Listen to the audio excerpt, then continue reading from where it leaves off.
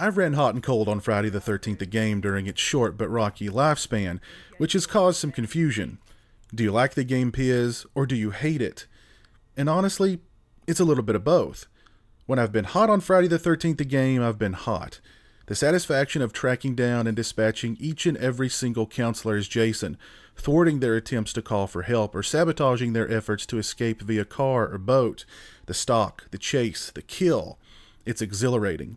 Playing as a counselor and either working as a team with your fellow counselors or going at it lone wolf and evading Jason from cabin to cabin, the cat versus the mouse, searching for the components needed to fix the phone and call for the authorities, or to repair the car or boat and make that hasty getaway by the skin of your teeth with Jason hot on your heels. It just gets the blood pumping, the heart racing. On the other hand, when I've been cold on Friday the 13th a game, I've been Sub-Zero, glacial, the iceberg that sank the Titanic. As much fun as Friday the 13th can be, it can be just as frustrating with connection issues, glitches, team killing, games you wait 20 minutes to play that last all of 2 minutes due to the host leaving. For all the reasons that make Friday the 13th the game so much fun, there are just as many things, if not more, that make the game absolutely frustrating. Here's my list of suggested improvements to help make Friday the 13th the game a little less rage-inducing. Number 1, shorter wait times to play. Waiting to find a lobby. Waiting for the lobby to fill. Waiting for players to ready up. Waiting for the load screen to load. Waiting for players to load into the pre-game lobby. Waiting for the pre-game lobby to count down to start the game. I feel like I spend infinitely more time waiting to play Friday the 13th the game than I do actually playing it. Do we really need 2 lobbies? Does the wait time really need to be that long? And the ready up option always seems to be a source of annoyance, with players either unaware that they need to ready up, or they're holding out to the bitter end before they do out of spite, or some lame attempt at trolling. Even if we can shave 1 minute off the wait time, that's 1 minute of your day mercifully spared from the din of squeakers, the eardrum-splitting shriek of people with horrible microphones, people listening to annoying music, or people engaging in some form of domestic abuse. Yeah, I recently overheard an argument between a man and a woman over his refusal to answer the telephone. The argument soon escalated into yelling and then finally the sound of a loud thud that I assumed was the guy's headset and/or controller. At least I hope it was the guy's headset and or controller. I understand that much of this issue has to do with matchmaking, which, although it's been greatly improved as of late, is still wildly inconsistent. I can wait mere seconds to join a lobby one game, and then have it take several minutes to find another the next. Either way, it's a common criticism I've heard from so many people playing Friday the 13th the game. You spend far more time waiting to play than you do actually playing. Number 2. The game needs some form of host migration system. How many sessions of Friday the 13th the game have you played in that ended early because the host left? A better question is how many sessions of Friday the 13th have you played in that actually went the distance? The only way to fix this issue is to implement dedicated servers, and that ain't happening. So we need a host migration system, similar to the one Call of Duty adopted almost a decade ago. If the host of the game leaves early, the system assigns a new host based on their connection to the other players in the lobby. As the game stands now, if the host leaves early, that's game over. For everyone. Period. This puts a tremendous amount of power in the hands of whoever is the host. I've even heard a host threaten an approaching Jason, warning them that if they were to die, the entire game session would die along with them.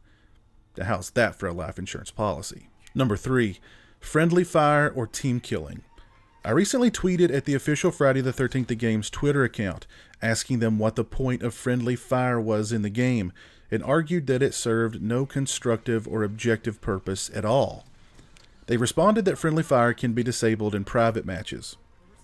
In other words, the devs themselves have no explanation for why the ability to team kill is there. Several others, however, tweeted that they felt it gives the game a sense of realism. Right, I thought, because we're all playing a Friday the 13th game for realism.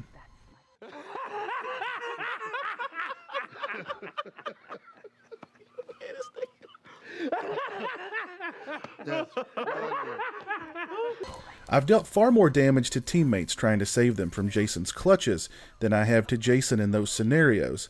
Even though Jason is easily twice the size of the counselors, my baseball bats, axes, machetes, 2x4s, and wrenches seem to fly straight through him and connect with the counselor in peril. And forget about the shotgun. I've literally had the gun perfectly squared on Jason's back, only to have the digital buckshot go straight through him and kill my teammate on the other side. Some of these issues could be chalked up to the connection or the wildly erratic melee mechanics in the game. However, premeditated team killing has no excuse, and the penalty of losing 1000 XP is not nearly punishment enough. Friendly fire is oftentimes also used by a counselor working in tandem with Jason to incapacitate teammates, making them easy pickings for Jason to dispatch. Disable so-called friendly fire in its entirety. Problem solved. Number 4. New content. Even though Friday the 13th the game is still relatively new, I feel like new content is desperately needed at this point. The malaise of playing the same 3 maps with the same counselors and the same Jason variations has definitely set in. I understand that Gun Media is currently developing the single player mode with a release date scheduled for sometime later this summer. Even though I'm eagerly looking forward to playing the single player, hunting down and slaughtering AI-controlled counselors will likely get redundant quick.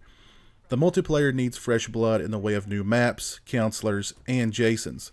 Even the opening cutscene in which Jason dispatches one victim while the others look on in a state of dumbfounded horror feels painfully old at this point. Recently, Gun Media sought to find the family of Gloria Charles, the late actress who portrayed Fox in Friday the 13th Part 3, seeking permission to use her likeness as a playable character in the game. An excellent idea, I'll admit.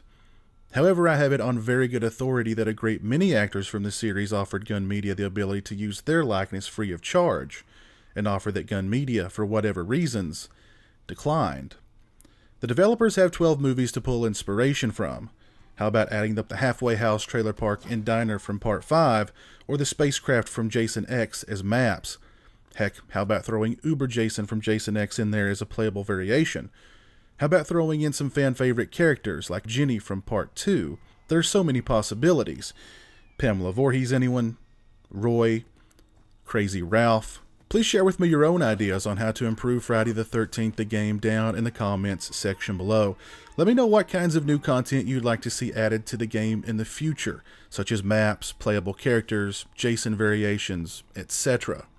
If you like this video, please leave it a thumbs up. If you're not following me on social media, those links are in the description. As always, thanks so much for watching. Enjoy the rest of this Friday the 13th, the game gameplay. Take care, and until next time, peace. No matter what they do to you, you cannot die. You can never die.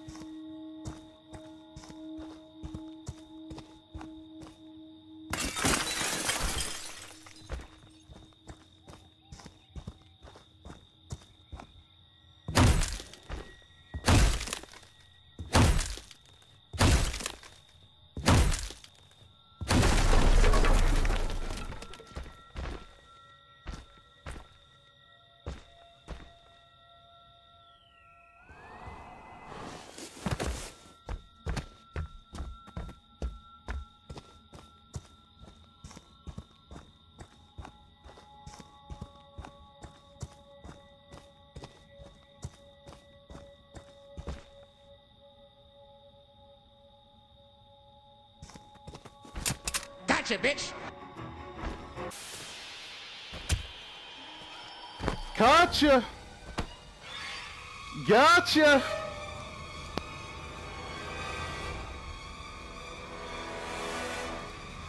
Bye-bye.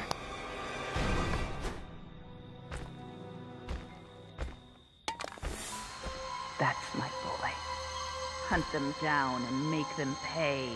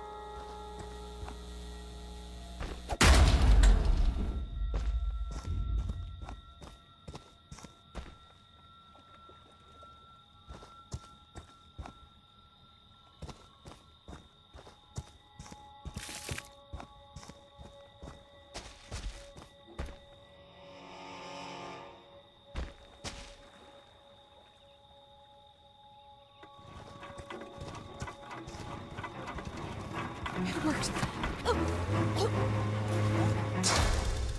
They want to hurt you, Jason. Don't let them.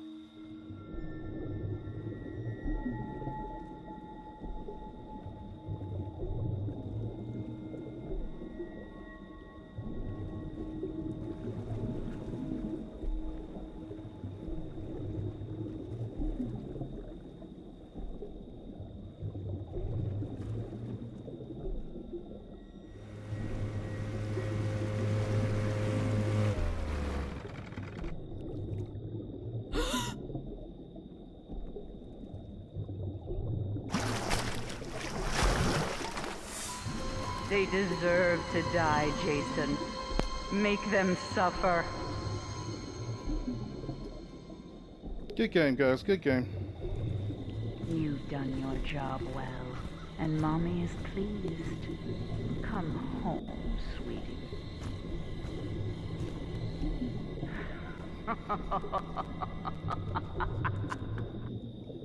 Good game, guys. Good game. Good game. Ah, don't be salty, bro. Don't be salty, bro. You lost, bro. You got beasted. You got beasted. Don't be salty. No need to be salty. No need to be salty, bro. You just got beasted. It's alright. Sorry, bro. Your salty tears fuel me.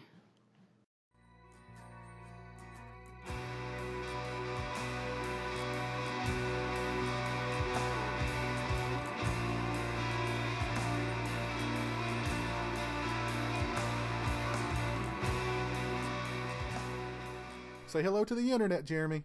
Hello to the internet.